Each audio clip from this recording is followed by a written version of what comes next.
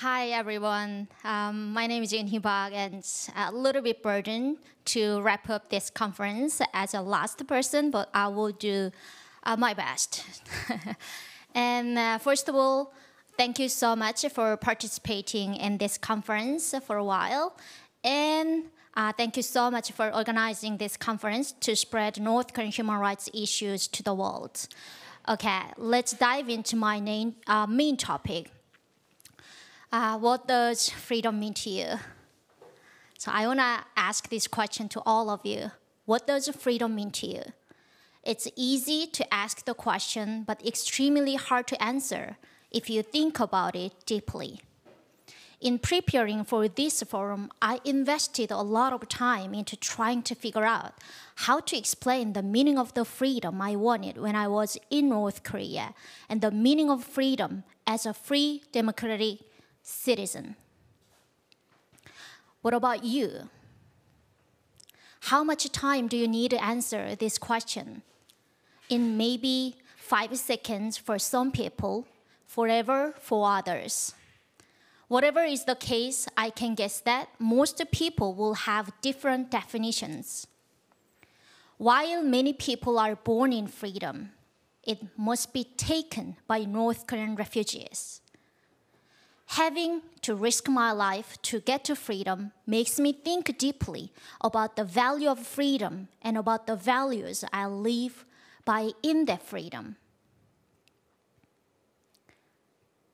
To explain how I grabbed my freedom, I will share 2 things with you that made me feel grateful.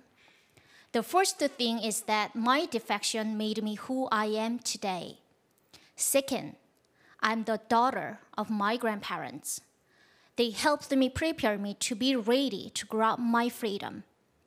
When I was 5 years old, my parents got divorced. My mother died after being in a mental hospital for 10 years, and my father moved on with a new family. I was moved back and forth between an orphanage and the homes of my dad and grandparents. At the time, divorce was not common in North Korea, and such a family background made it difficult for the child. Children without parents were considered to be spoiled and rude, making it difficult for me to have a regular school life and childhood. I remember fighting with a classmate when I was in elementary school. I don't remember why I fought with her, but I vividly remember what her mother said about me in front of many friends after class. She said, "Do not talk or play with Eunhee because she is growing up without parents, so she is a naughty and rude girl." I burst into tears. I went home and told my grandparents about how painful it was to be judged based on being from a broken home. As usual, my grandparents didn't complain or give a direct answer. Instead, they used the Socratic method to help me to learn to think by myself. Why would she say such a thing? What can you do to solve this problem? They always taught me to be a problem solver and think deeply about challenges and situations.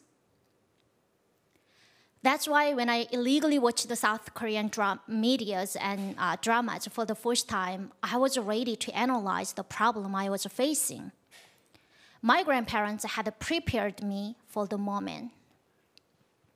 One day I asked my grandmother, "Why can I freely control my body? I want to live freely like people in the South Korean dramas. They can express themselves without being punished." I told her that I want to go to China to be free. My grandparents replied immediately, saying there was no hope in North Korea. I could go to China and live as a free person.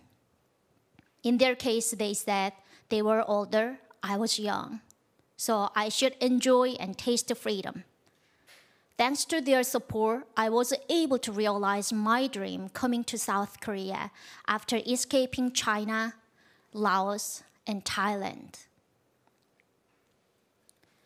According to Hana Foundation statistics, about 34,000 North Koreans have escaped to South Korea since North Korea suffered a famine in the mid-1990s.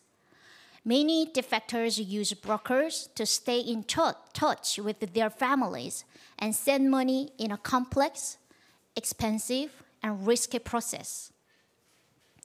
In 2015, 3 years after I escaped, I found a broker who could help me to contact my grandmother.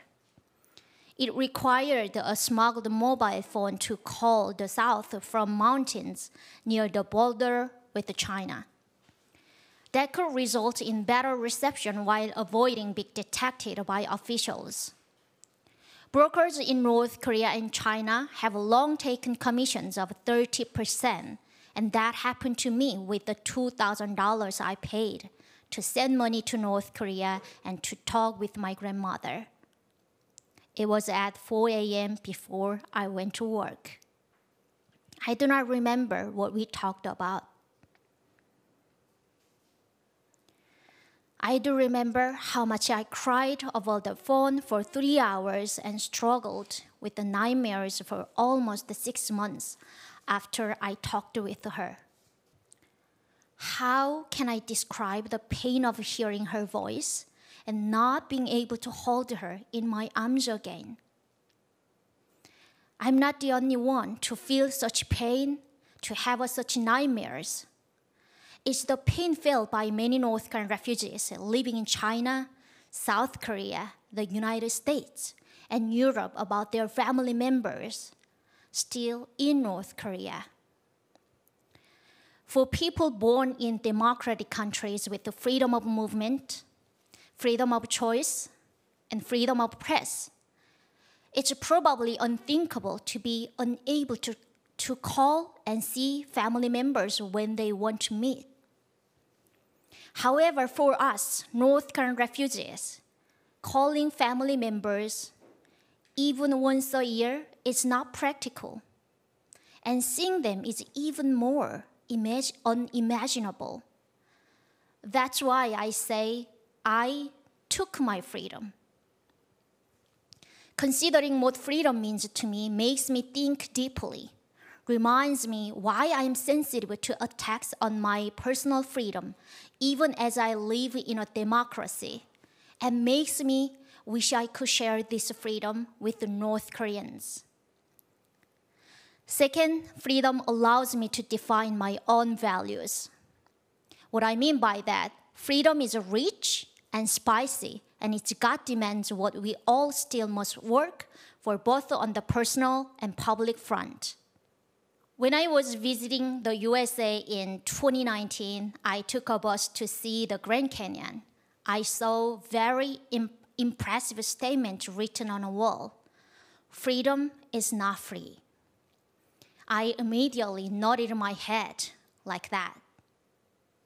America is known as the land of freedom, and people in the USA emphasize how much their ancestors fought to get freedom. Even if you were born in freedom, someone else had to fight to get it.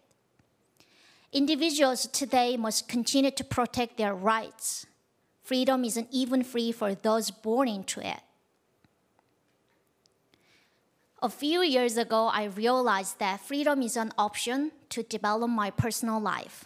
In 2016, I was a regular panelist on My Way to Meet You, a South Korean TV show featuring North Korean defectors telling their stories. I was happy for two main reasons. One, I was just starting college, so I could be stable financially. Two, I could spread diverse anecdotes of North Korea by contributing my story. Many people could hear another perspective about North Korea, and people could have deeper insight and maybe even more come up with new approaches to deal with the North Korean regime. However, over time, I discovered the pattern of this TV show. Depending on whether the Conservative Party or Progress Party was in power, the contents of the show could change. Panelists on the show were not really free to give their real opinions. In this circumstance, if someone's purpose is only making money, he maybe manipulate his experiences by making them more dramatic and emotional. I was disappointed when I had to admit to myself that I was only on the show for money. Even if I had special information about North Korea, I couldn't express it freely. Exploitation is a strong word to use, but at the time, I was starting to feel that way, knowing that I had to appease the writers and producers. I was in a democratic country, but was I really free? At the time, I was in a dilemma. Do I ignore injustice so I can make money to pay for my studies, or become an independent person taking charge of my life? I eventually chose to be an independent person so I could protect my personal freedom financially and politically. I started my own YouTube channel so I could talk freely and spread North Korean human rights issues more accurately to the world. It was an easy decision to leave the TV show. In just one day of recordings, I could make enough money to cover my rent for 2 months. That was a good experience, challenging me internally about how I can live in a capitalist society as a free person. It was a learning experience that money could not buy. I learned essential things, most notably. If we don't identify our own values, then we can be used by authorities and politicians for their objectives. By protecting your freedom, developing your own values, you can avoid being a victim politically or financially. If we value and fight for individual and personal freedom, we can make a prosperous democracy. So, what does freedom mean to you? It is easy to ask, but not so easy to answer. As a person who lived under the dictatorship as a political slave, and who for a time gave up my right to speak freely in order to make money, I can strongly say that the freedom to choose something is a right and is the greatest asset for humans. However, the freedom to choose something is not given. It must be taken by those of us who were not born in freedom. And even any of us living in freedom must avoid giving up our freedom.